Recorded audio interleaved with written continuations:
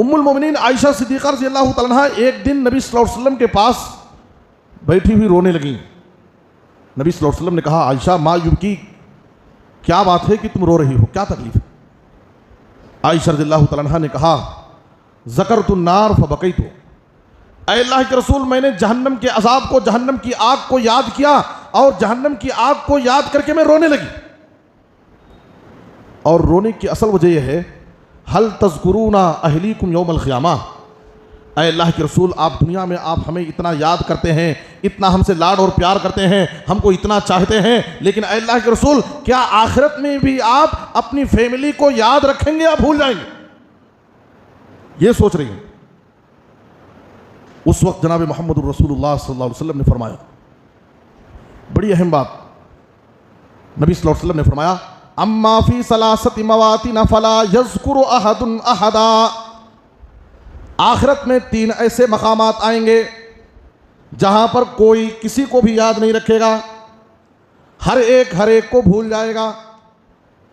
یہ 3 بڑے مشکل مقام آئیں گے جہاں سے ہر شخص کو گزرنا ہے، اور یہ 3 مقامات ایسے مشکل مقام ہوں گے جہاں ہر ایک کو بھول جائے گا، وہاں ہر ایک کو اپنی فکر لگے.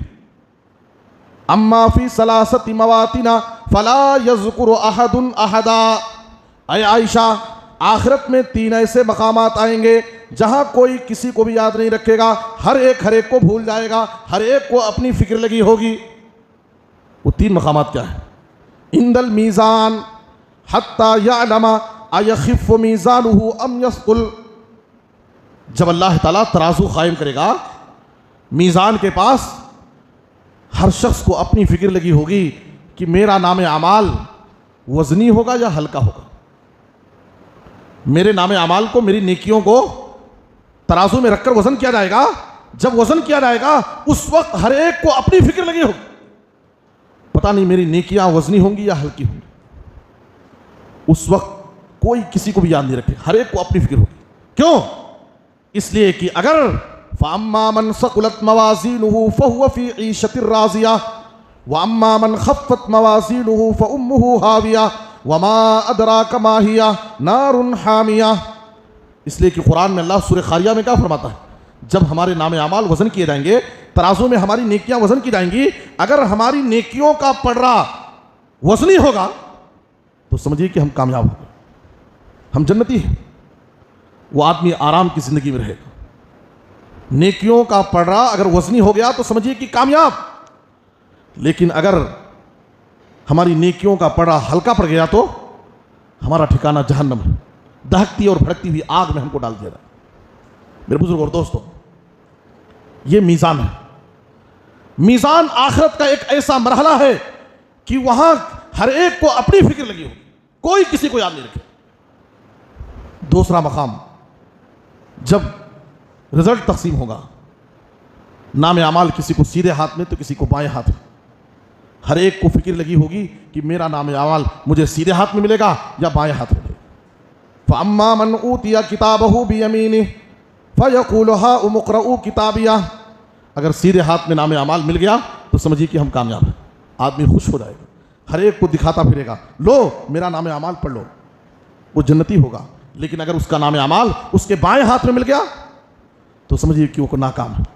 وہ افسوس کرے گا، پریشان ہوگا، کہے گا اے کاش مجھے میرا نام اعمال نہ دیا گیا ہوتا، اے کاش موت کے بعد مجھے دوبارہ زندہ نہ کیا گیا ہوتا. افسوس کرے گا اور کہے گا ما اغنا انی مالیہ ہلک انی سلطانیہ. دنیا میں انسان اپنی 2 چیزوں پر بڑا غرور کرتا ہے، ایک اپنے مال پر اور دوسرے اپنے وحدے پر. مال اور عہدہ انسان کے لیے دنیا میں بہت بڑی طاقت، اور آخرت میں انسان انہی چیزوں پر افسوس کرے گا اور کہے گا مجھے میرا مال فائدہ نہیں دیا، مجھے میرا وحدہ فائدہ نہیں دیا. میرے بزرگوں دوستوں، یہ دوسرا مقام ہوگا. اور تیسرا مقام، جب پل صراط کے اوپر سے گزرنا پڑے گا. پل صراط یہ سر کے بال سے زیادہ باریک اور تلوار کی دھار سے زیادہ تیز، جسے جہنم کے اوپر، جہنم کے گڑھے پر رکھا جائے. یہ بریج ایسی خطرناک بریج ہے، جہنم کے گڑھے پر یہ بریج ہوگی. اور کیسی بریج؟ بال سے زیادہ باریک، تلوار کی دھار سے زیادہ تیز. اللہ. اور سورہ مریم کی آیت نمبر 71 اور 72 میں اللہ فرماتا ہے وَإِن مِّنكُمْ إِلَّا وَارِدُهَا كَانَ عَلَى رَبِّكَ حَتْمًا مَّقْضِيًّا ثُمَّ نُنَجِّي الَّذِينَ اتَّقَوْا وَنَذَرُ الظَّالِمِينَ فِيهَا جِثِيًّا. اللہ فرماتا ہے اے لوگو، اے دنیا والو سنو، تم میں سے ہر شخص کو پل صراط کے اوپر سے گزرنا، کوئی نہیں بچے، ہر ایک کو پل صراط کے اوپر سے گزرنا ہے، اور ہر ایک اپنے عمل کے مطابق گزرے گا.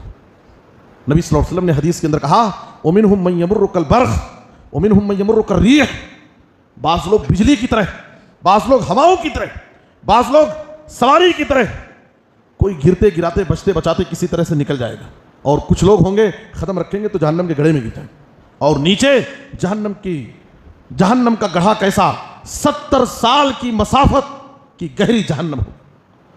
اس جہنم کے گڑھے میں اگر ایک پتھر گرایا جائے تو 70 سال کے بعد اس کے گڑھے میں وہ پتھر گرے گا. ویسی گہری جہنم نیچے ہے اور اس کے اوپر یہ برج ہے پل صراط.